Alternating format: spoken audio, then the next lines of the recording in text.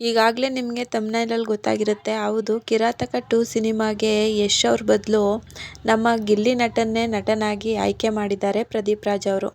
ಹೇಗೆ ಅಂತ ಮುಂದೆ ತಿಳಿಸ್ಕೊಡ್ತೀನಿ ನೋಡಿ.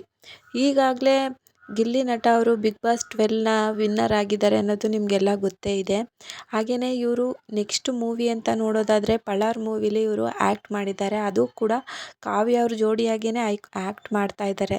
ಹಾಗೆಯೇ ಒಂದು ದೊಡ್ಡ ಆಫರ್ ಅಂತಲೇ ಹೇಳ್ಬೋದು ನಮ್ಮ ಗಿಲ್ಲಿಗೆ. ಗಿಲ್ಲಿ ಮೊದಲಿಂದನೂ ಕೂಡ ಬಡತನದಲ್ಲೇ ಬೆಳೆದಿರುವಂತಹ ಹುಡುಗ ಅಂತಲೇ ಹೇಳ್ಬೋದು.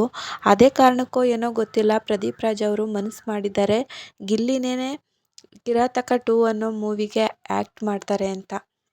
ಈಗಾಗಲೇ ಯಶ್ ಅವ್ರನ್ನ ಅವರು ಭೇಟಿ ಮಾಡೋಕ್ಕೆ ಪ್ರಯತ್ನ ಪಟ್ಟಿದ್ದಾರೆ. ಆದರೆ ಯಶ್ ಅವರು ಯಾವುದೇ ರೆಸ್ಪಾನ್ಸ್ ಮಾಡಿಲ್ಲ. ಹಾಗಾಗಿ ಡೈರೆಕ್ಟರ್ ಪ್ರದೀಪ್ ರಾಜ್ ಅವರೇ ಗಿಲ್ಲಿನ ನಟನಾಗಿ ಆಯ್ಕೆ ಮಾಡ್ತಿರೋವಂಥದ್ದು.